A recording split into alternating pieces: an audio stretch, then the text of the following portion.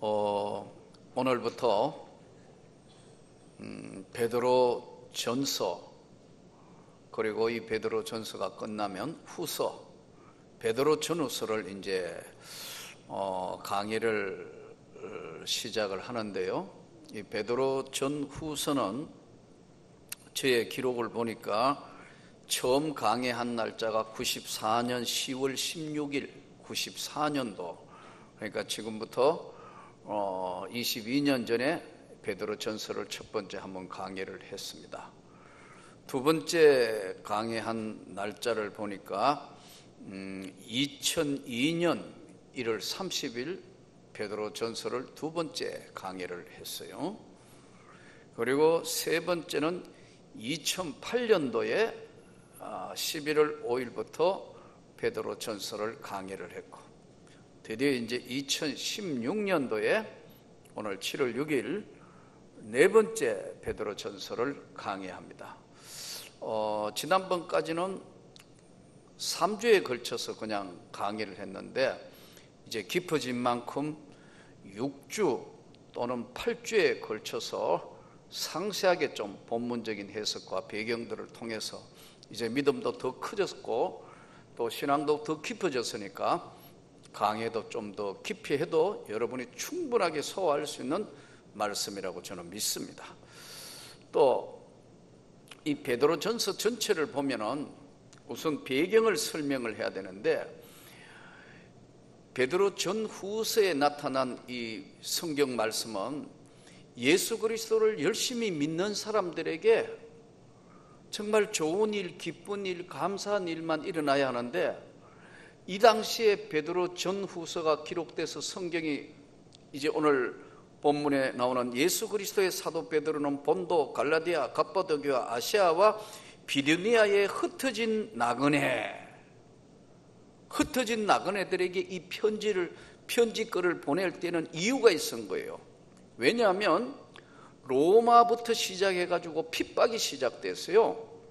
예수를 믿는 자는 엄청난 피해를 입기 시작했는데, 핍박, 그 다음에 전재산 몰수, 추방, 뭐 이 정도면 또 도망이라도 갈 텐데 이거 잡아서 그야말로 처형을 당해야 되는, 잡히면 이런 여러 가지 상황이 벌어지기 시작했어요. 그래서 사실은 이게 성경에 나오는 이 말씀 그대로 약 300년에 걸쳐서 AD 313년 로마 황제 콘스탄틴 대제가 기독교를 본인이 이제 기독교 믿기로 작정하고 황제가 먼저 세례를 받는데, 그때까지 제국은 약 300년에 걸쳐서 콘스탄틴 대제 어머니 헬레나가 먼저 예수를 믿었거든요. 그래서 황제가 이제 예수를 믿게 되고, 그리고 이제 제국의 최고의 인간신이라고 불리던 황제가 여러분 세례를 받음으로 제국을 통해서 복음이 전해지기 그 전까지 약 300년에 걸쳐서 어마어마한 핍박을 받는 거예요. 성경에 나오는 말씀대로 어떤 사람은 톱으로 켜서 죽였어요. 얼마나 잔인해요. 여러분, 사람을 톱으로 켜서 죽이고, 또 짐승의 가죽을 입혀가지고 염소, 양의 가죽을 입혀서 사자밥으로 던져주고, 굶주린 사자밥으로 할 수 있는 모든 핍박과 고통을 다 겪었다고요.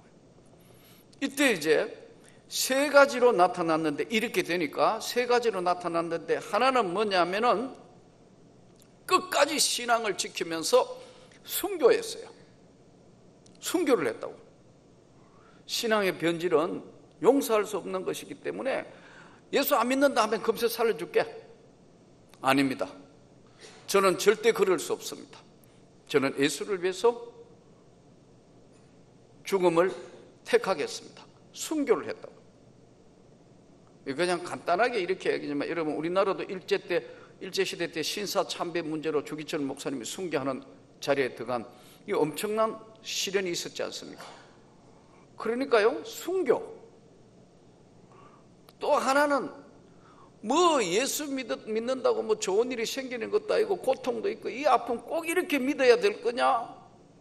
배교, 즉 예수 그리스도를 더 이상 안 믿겠다고 선언하면서 바꾸었다는 거예요. 배신했다는 뜻이죠. 이거 배교. 배교자들이 많이 나타나기 시작했어요. 그럼 어떻게 해야 되나요? 순교할 수도 없고 배교할 수도 없고, 그럼 한 가지 뭐죠? 도망가야 된다. 이 도망간 사람들을 뭐라고 하느냐 하면 흩어진 나그네.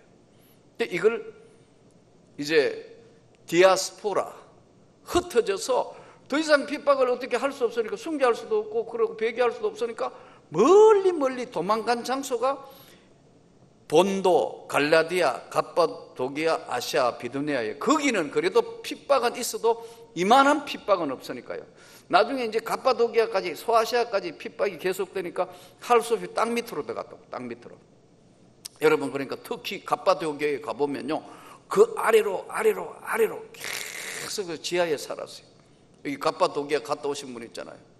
그걸 보면서 여기 얼마 살았느냐 하니까 한참 많이 그 지하에 숨어서 살 때 몇만 명이 살았다고. 지하 도시에 신앙을 지키기 위해서. 오늘 우리 시대에는 상상할 수 없는 거 아니에요. 예?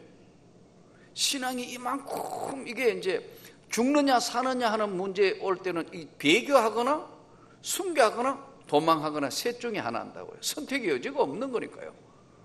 그런 의미에서 오늘 우리 한국교회를 바라보는 시각으로 볼 때 진짜 여기 순교할 사람이 몇 사람 될 것이냐, 예수를 위하여 순교할 수 있냐. 찬양 오늘 멋지게 했는데 아주 너무 무거운 질문인지 모르겠는데 어떻게 생각하세요?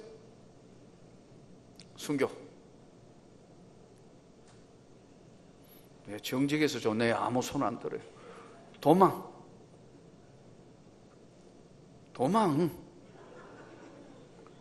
배교. 아무 상관없이 앉아있잖아요. 남의 이야기인데 그럴 리가 없다 이거지. 뭐 순교할 일 없고 배교할 일 없고, 이렇게 예수를 믿는다는 거예요, 우리가요. 그러나 만일에 이런 문제가, 그 당시의 문제가 지금 나에게 다가오면 나는 어떻게 할 거냐. 어떨 때 저에게 질문해 볼 때, 난 목사인데 순교할 수 있을까? 몽둥이로 맞고 쇠사슬에 매이고 이러면 과연 어떻게 될까? 내가 혹시 주님을 모른다고 부인할 수 있을까?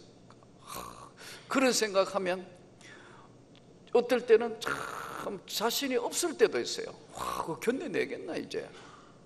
근데 저는 한 가지 깨달은 것이 있어요. 이 강의를 4차례 준비하면서, 오늘 또 이게 4차례를 준비하면서 깨달은 게 하나 있다고요.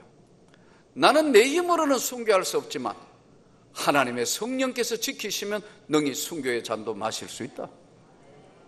하나님이 지키시면 그래 할 수도 있다. 우리 대선배 조기철 목사님도 그랬고 가능하다. 그러나 그것보다는 도망갈 수 있으면 도망가는 방법도 괜찮겠다. 왜? 죽어도 배교는 못하니까. 6.25 때도 그런 일이 있다더라고. 공산당 내려와가 예수 믿는다고 막 그러면 총으로 쏴주고, 지금도 그러니까요. 자, 이 문제를 전체적인 지금 베드로 전후서에 깔려있는 디아스포라, 흩어져 있는 형제들, 이미 순교한 사람은 어쩔 수 없고 배교한 사람은 아예 안 믿기로 작정했으니까 끝났고, 피해 있는, 멀리서 지금 어쩌지 못하고 피해 가 있는 디아스포라, 흩어져 있는 나그네에게 이 편지를 써노라.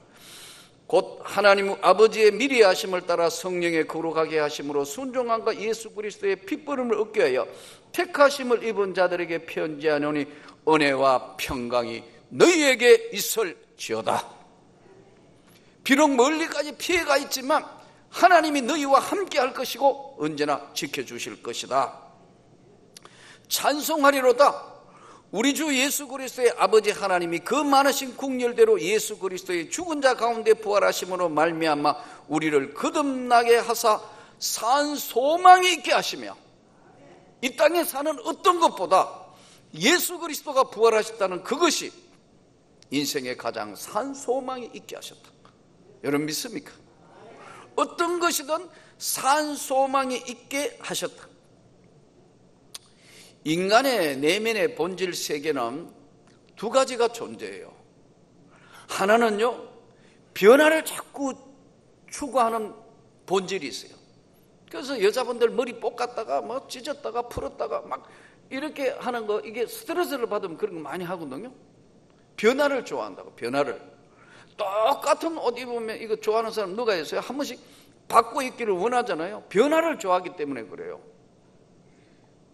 그런데 인간의 내면의 세계는 변화하기를 원하면서도 한쪽에는 지키려는 힘도 강해요. 교회도 이게 두 가지 나타나요. 그래서 교회는 두 가지가 동시에 있어야 돼요. 하나는 교회가 변해야 돼요. 여러분 믿습니까? 하나님의 말씀으로 우리가 맞지 않는 것은 과감하게 바꾸고 변화해야 돼요. 그러나 좋은 전통은 지켜야 된단 말이에요. 그러니까 변화와 지키는 보수가 같이 가야 되는 거지, 계속해서 바뀌기만 할 때는 여러분 본질이 사라지는 거예요. 본질은 변하는 게 없어요. 이걸 모르다가 보니까 개혁하는 사람들에게 문제가 뭐냐면, 개혁은 모두가 원하는 것이고 좋은데 이 개혁이 하나님이 기뻐하시는 방향으로 개혁이 돼야 되는 거예요. 예수 그리스도를 높이는 방향으로 개혁이 이루어져야 되는데, 잘못하다가 보면 사람이 개혁하는 거로 하나님이 원하시는 방향이 아니고 사람들이 원하는 방향으로 개혁이 될 수 있다는 거예요. 여기서 오늘 우리는 이 베드로전서와 후서가 조금 다릅니다만, 베드로후서의 제일 강한 것은 뭐냐면 심판과 재림이에요. 후서는 베드로전서의 가장 핵심은 두 가지인데, 믿음, 또 하나는 구원의 소중함. 이것이 베드로전서 전체에 흘러가는 맥락이에요. 믿음. 그러면 이 믿음이 뭐냐는 것을 볼 때 이 믿음이 자라는 믿음이어야 된다는 거예요. 아멘. 그러니까 제가 그러잖아요. 지금 4판째 강의를 하는데 첫째, 둘째, 세 번째 이제까지 강의했는 거는 거의 한 장씩 강의를 했다고요. 그러니까 지금부터는 이제 문맥을 살펴보면서 성경 안으로 관통해서 들어갈 수 있어야 되는 거예요. 이게 좀 깊이 알아야 되니까 배경사도 충분히 알아야 되고요.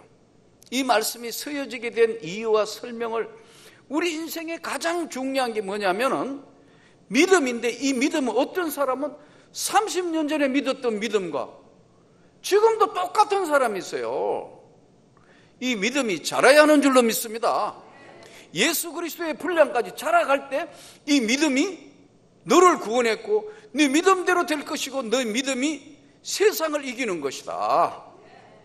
그런데 어떤 사람은 믿음을 가졌는데 자라지 않는 거예요. 이 자라지 않는 게 뭐죠? 성경에 마태복음 13장에 어떤 사람에게는 하나님의 말씀이 씨앗이 떨어졌는데 길가에, 돌밭에, 가시떨기에, 어떤 것은 좋은 땅에 떨어졌다고 그래요. 그러니까 여러분 자라야 되는데 믿음이 그대로 있는 거예요. 30년 전에나 주일 나오다가 안 나오다가 어떻게 그렇게 안 자라는, 그 연구 대상감이에요. 30년 전에 예수 믿었던 방법이나 지금이나 한 번도 안 변하면서 그대로 바쁘면 교회 안 나오고, 안 바쁘면 아내 따라가지고 그냥 오늘 목사님이 오늘 얼굴이 환한가 안 한가, 넥타이는 뭘 맸는가 안 맸는가, 교회에 별일이 없는가 궁금해 나오시는 거로 30년 체험 분도 있어요. 그러다가 드디어 안 나오시는 분도 있고요. 연구해 볼 만한 사람 많다니까요. 안 자란다 믿음이. 그런데 이 베드로서의 오늘 전서의 핵심 중에 두 가지가 믿음과 구원의 소중성인데, 믿음이 무슨 믿음이 돼야 되느냐? 자라는 믿음이 돼야 돼요. 자라는 믿음 되려면 어떻게 해야 될까요? 예배에 빠지면 안 되는 거예요. 믿음은 들음에서 나며, 제 이야기가 아니에요. 믿음은 들음에서 난다니까요. 자꾸 들음의 말씀을 들으면 점점 믿음이 점점 자라는 거예요. 옛날에 얼마나 웃겼냐면은 북한이 지금 뭘 추구하고 있느냐 하면은요, 남한의 CD나 음악을 못 듣게 해요. 왜? 자본주의 황색 바람이 들어간다고. 근데 예전에 북한의 아주 고위층이 남한을 계속해서 연구하기 위해서 조사하는 분인데, 그때 계속 남한 노래를 들은 거예요. 매일 김일성, 김정일 뭐 찬양하는 그런 것만 하다가, 그 노래가 뭐냐면 커피 한 잔을 시켜놓고, 계속 들으니까 이 사람이 이제 당 간부들 다 모여가지고 술 한 잔 먹고, 자기도 모르게 뭐 했냐면은 커피 한 잔을 시켜놓고 동무 입으라고 이래가지고 잡혀간 거예요. 그래가지고 벌 받을 때 되니까 할 수 없이 도망 나와버렸어. 아, 참나. 노래 한 곡으로 인생이 바뀌어버렸대요. 계속해서 유행가 계속 들으면 자기도 모르게 유행가가 나온다니까요. 희한해요.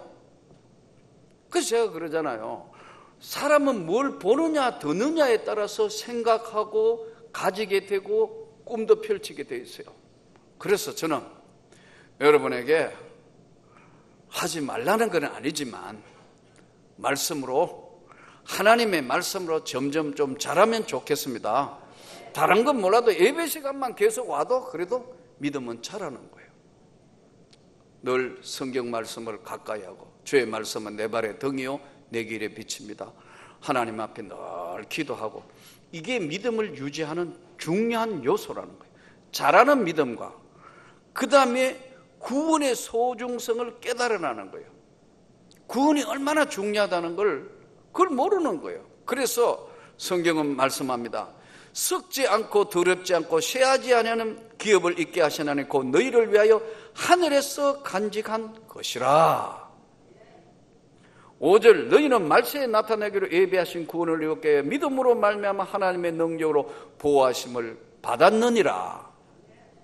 말세에는 믿음으로 말미암아 하나님의 능력으로 보호하심을 받는다. 이 구원의 소중성, 구원의 감격, 구원의 능력, 구원의 은혜. 여러분 이걸 믿습니까? 한경직 목사님이 살아계실 때 참 그만큼 훌륭한 신분이 없다 할 만큼 인격적이나 훌륭했어요. 노후에도 마지막 남한산성에 참 노후에 보내시는데, 많은 이제 후배들, 목사님들, 장로님들이 찾아오면 한경직 목사님 늘 하신 말씀이 있대요. 그게 뭐냐면, 목사님들, 장로님들, 심지어는 훌륭한 권사님들이 와서 목사님 저희를 위해서 한마디 꼭 신앙생활에 유익한 한 말씀을 좀 해주세요 하면 꼭 하신 말씀이 뭐냐면 예수 잘 믿으세요. 예수 믿기 때문에 장로님 되고, 예수 믿기 때문에 목사가 되고, 예수 믿기 때문에 권사님이 된 분한테요 꼭 신앙생활에 도움되는 이야기 하라고 그러면요 예수 잘 믿으라는 거예요. 이 말씀은 굉장히 깊은 의미가 있어요. 예수를 믿기는 하는데 잘 믿으라는 거예요. 예수를 잘 믿는 게 어떤 거죠? 예수를 잘 믿는다는 것은 뭐예요? 구원의 소중함을 잘 깨닫고 깊이 있게 생각하라는 겁니다. 9절 한번 보십시오. 9절 믿음의 결국 곧 영혼의 구원을 받음이라. 이 믿음 생활의 믿음 생활 끝에 결국은 영혼의 구원을 받는다. 그런데 이 믿음이라는 것이 그냥 생기는 것이 아니거든요. 믿음이란 반드시 훈련되고 또 훈련되어서 믿음이 생기는 거예요. 요즘은 참 국제화 시대가 되다가 보니까요, 제 친구가 이제 벌써 자연인처럼 시골에 들어가 사는 친구가 있어요. 뭐 사업도 전에는 크게 하고 그랬는데 그 친구 말이 걸작이에요. 이제 아내를 데리고 시골에 노인정에 갔대요. 그래서 내가 자네가 지금 몇 살인데 벌써 노인정에 간단 말이야. 근데 시골에 이제 하여튼 뭐 그 가가 노인정에 이렇게 가보니까요, 동네 이장님이 자기보다 몇 살 적대요. 근데 동네 이장님이 자기하고 이제 앉아서 이런저런 이야기 했는데, 노인정에 할매 할아버지 데리고 동남아 안 갔다 온 데가 없대요. 태국도 갔다 오고 캄보디아도 갔다 오고 중국도 갔다 오고. 요즘에 해외 나가는 건 요즘 이웃집 마실 나가는 것 같아요. 그만큼 자유화가 됐다는 얘기죠. 근데 이 사람들이, 그 있는 분들이 해외를 한 번씩 나갔다가 이렇게 오면서부터는 굉장히 많이 달라지더라는 거예요. 옛날에 우리 어른들은 태어나면 한 동네 마실을 못 벗어나고 세상을 끝냈어요. 뭐 차가 있어요, 비행기가 있어요. 뭐 날아다니는 비행기는 정말 어야다가 한번 보는. 그러니까 요 동네에서 저 동네 사람 결혼도 다 어디 하고 했어요. 이웃집에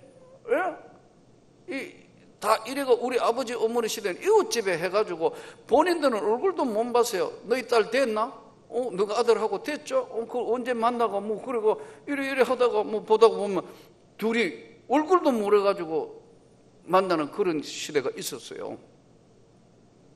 오늘 시대는 다 열려진 시대란 말이에요. 그렇죠? 지금 한번 보세요. 일어나는 모든 세상에 있는 일, 일어나는 일이요, 저 지구 반대편에 있는 게 까톡 하면 지금 돌아본다. 그렇죠?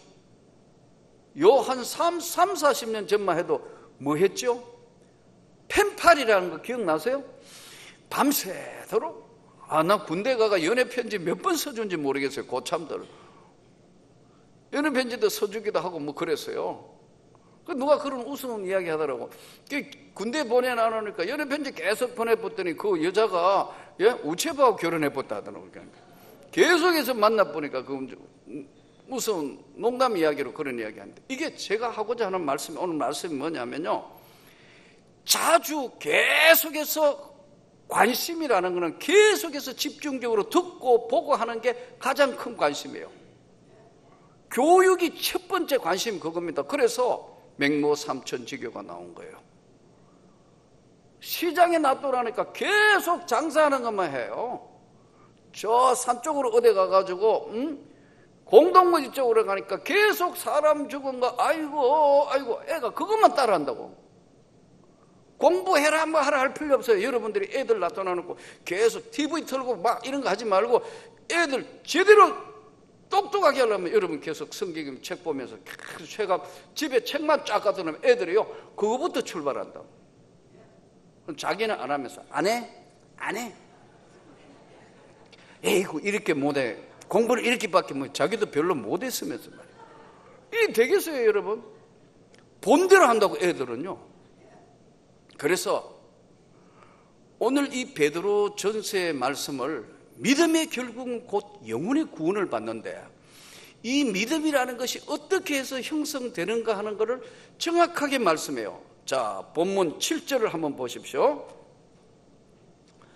너희 믿음의 확실함은 불로 연단하여도 없어질 금보다 더 귀하여. 왜 불로 연단하여도 없어질 금보다 귀하여? 예수 그리스도 나타나실 때 칭찬과 영광과 존귀를 얻게 할 것이니라. 왜 불로 연단하여도 없어질 금보다 귀한 것인가? 믿음은 그냥 이루어지는 것이 아니고 어떤 환경과 어떤 상황에서 재구성되는 게 믿음이란 말이에요. 그럼 지금 우리가 아까 말씀은 좋은 환경에 찬송하고 기도하고 막 다 좋은 사람 같아요. 어려움이 딱 한번 찾아보면 진짜 예수 믿고 하나님의 사람은, 목사님 걱정하지 마십시오, 제가 목사님을 기도하겠습니다, 제가 이 교회를 지키겠습니다, 이래 나옵니다. 그런데 이상한 사람들은, 믿음이 이상한 사람, 믿음이 있는 건데 딱 들어다 보면요, 아이고 뒷걸음질하거나 비판하거나 그렇게 해요. 교회도 큰일 이래가지고 한번 봐요, 뭘 해보자 이러면 헌금을 진짜 많이 한 사람은 절대 말 안 해요. 헌금하는 사람들이 말이 많아요. 꼭 그래요. 왜냐하면 믿음은 딱고 환경에서, 어려운 상황에서 빛을 발하니까요.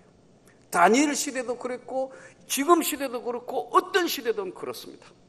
저는 저와 여러분이 금보다 귀한 믿음이 되기를 바랍니다.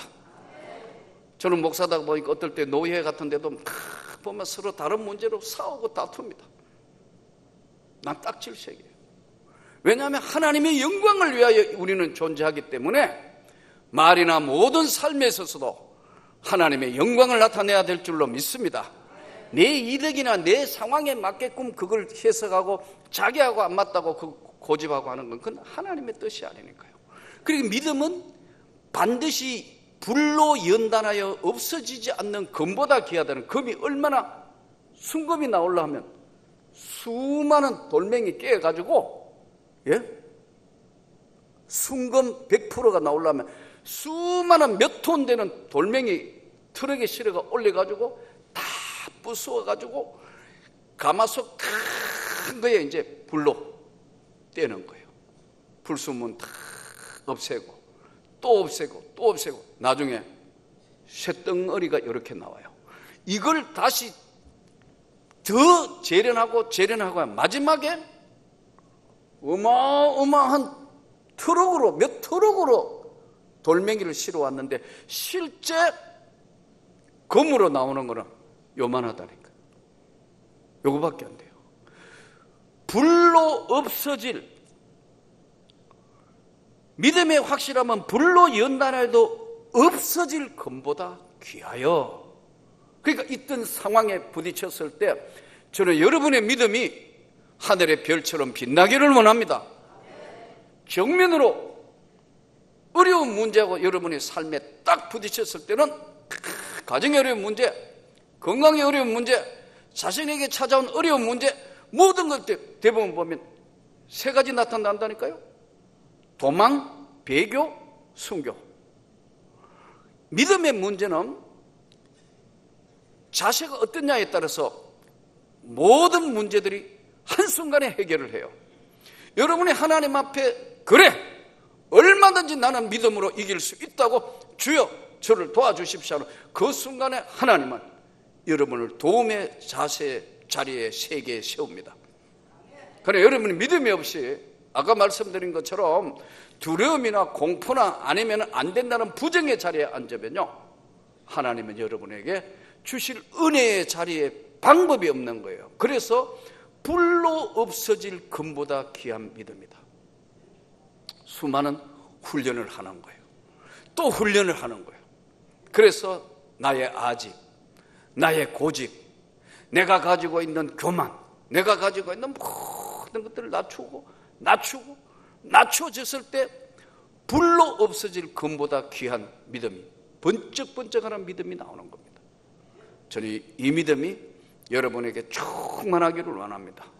어떤 시련이든 어떤 역경이든 이길 수 있는 금보다 귀한 믿음입니다. 인간의 구성인, 우리 사람의 구성이요, 사람의 구성이 세 가지로 되어 있습니다. 첫째는 지성, 지적으로 알고 있는 일들, 이걸 지성이라고 그래요. 이 지성은 뭐에 기초하느냐 하면 이성에 기초합니다. 지성은 이성에 기초하기 때문에 많이 읽고 많이 들어야 돼요. 그래서 저는 여러분들이 개인적으로는 정말 저 카페에 책 놔둬놓은 거 저거 무료니까 여러분 엄선해서 지금 양쪽에 있는 책 한 절반만 읽어도 여러분들의 삶에 나는 풍성해진다고 생각합니다. 많이 읽으시고 있던데 지금 제가 한 번씩 체크해 보니까요, 많이 읽으십시오. 지성, 우리 인간을 구성하고 있는 게 하나는 지성인데 지성의 가장 중요한 건 이성이에요.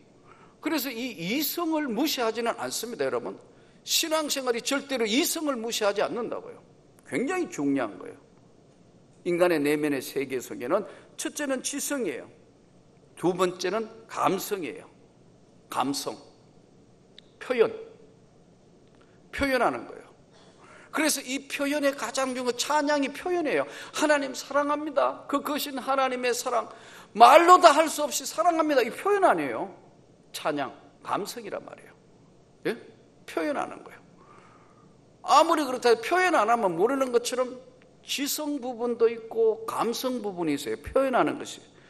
그러나 그만큼 중요한 게 한 가지가 뭐냐면요, 영성이에요. 이 영성이 뭐냐면 깨달음이에요. 인간은 구성이 지성, 감성, 영성인데 이 영성은 어떻게 해야 온전해지냐면 성령으로 역사하실 때, 성령 세례 받았을 때, 하나님의 말씀을 통하여 제 경우도 집사 시절에 성경 읽다가 은혜 받고 난 성경 읽다가 일어나가 방 안에서 춤을 추는 겁니다. 너무너무 좋으니까. 맞아요, 하나님 맞습니다. 너무너무 좋으니까, 말씀이 내 영혼에 들어오는 걸 느끼니까. 이게 뭐냐면 깨닫게 하시는 거거든요. 그러니까 차디찬 모든 것들을 구별할 수 있는 정말 깊고 순수한 지성, 이것은 이성입니다. 그리고 열정적으로 찬양하고 기도하고 하나님 말씀 앞에 감격할 수 있는 감성, 그것만큼 중요한 능력으로 함께 오는, 말씀의 능력으로 오는 거, 기도의 능력으로 오고 있는 영성, 권능, 이거 절대로 무시하면 안 돼요. 개혁주의 교회의 약점이 뭐냐면 이 부분을 너무 닫아버린 거예요.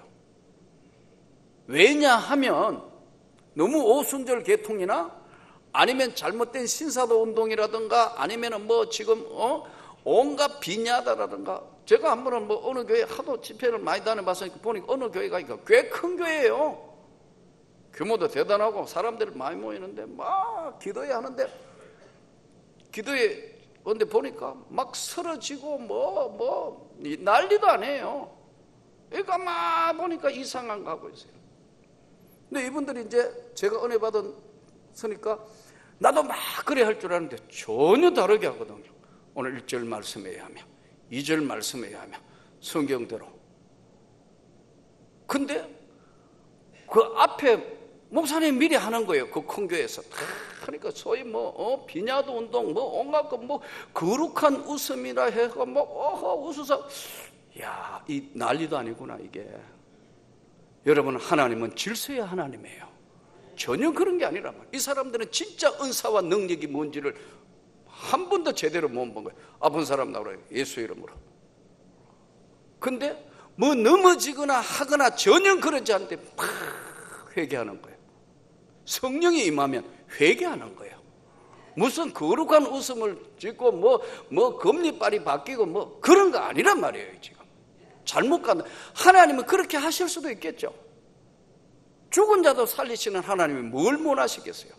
그런데 이게 잘못된 은사주의나 잘못된 신비주의나 이렇게 가면 하나님의 말씀에서 떠나게 되는 거예요. 저는 여러분과 제가 성령 충만하기를 원합니다. 그러나 철저하게 하나님 말씀 위에 서 있지 않으면 위험하다. 반드시 조심해야 되는 부분. 그래서 인간의 구성 중에 지성, 이성 굉장히 중요해요. 그 교인은 집회를 다 해놓고 그 다음에 말씀하면서 제가 그랬어요. 내가 사실은 신학대학원의 교수이기도 하고 한데, 여러분, 하나님의 말씀이 왜 중요하며 어떤 것인가, 와글와글 엎어지고 자빠지고 하는 걸 한 번만에 싹 정리해 놨어요. 교인들이 질서가 없이 막 괴성하던 게 싹 조용한 말씀 앞에 딱 붙들려 들어오는 거예요. 여러분, 절대로 말씀을 무시하거나 말씀을 넘어가면 큰일 나는 거예요. 요한계시록에 뭐라고 말씀하냐면 이 예언의 말씀에 더하면 재앙을 더할 것이고 이 예언의 말씀에서 빼면 생명책에서 죄 버린다고 그랬어요. 철저하게 말씀 위에 서기를 바랍니다. 지성, 말씀이 지성 아니에요. 성경을 정확하게 꿰뚫어보고 엉뚱한 소리 안 하도록. 이단이 뭡니까 여러분? 말씀을 끝을 바꾸어 가지고 잘못 전하는 게 이단 아닙니까? 감성. 그러나 이것만 계속 하다가 보니까 사람이 드라이해지기 때문에 막 찬양하고 하나님께 영광을 돌리는 감성 살아있어야 됩니다. 이거와 동시에 영성, 깨달음, 하나님의 능력, 그 하나님의 넘치는 은혜, 이것이 분출되면서 하나님 앞에 큰 은혜로 있대. 하나님은 절대로 질서와 하나님은 하나님의 방법으로 하시는 것이지요, 엉터리 없이 하는 게 아니에요. 그래서 참 걱정되는 일들 뭐 많이 하더니 점점 그런 것들은 한순간에 지나가는 거예요. 조심해야 합니다. 그러므로 오늘 저는 이 베드로 전서를 강의하면서 산소망, 예수가 준 놀라운 구원의 은혜, 이 세상에 가장 소중한 자라나는 믿음, 지성, 그리고 하나님 앞에 끝까지 가질 수 있는, 표현할 수 있는 감성, 능력으로 오는 깨달음, 이것을 하나님께 풍성하게 이 베드로 전후서를 강의할 동안 저와 여러분의 삶의 길을 축복합니다. 자기 속에 계시는 그리스도의 영이 11절 그 받으실 고난과 후에 받으실 영광을 미리 정하여 누구를 또는 어떠한 때를 지시하는지 상고하니라. 이 섬긴 바가 자기를 위한 것이 아니요 너희를 위한 것임이 계시로 알게 되시. 이거는 하늘로부터 보내신 성령을 힘입어 복음을 전하는 자들로 이제 너희에게 알릴 것이요 천사들도 살펴보기를 원하는 것이니라.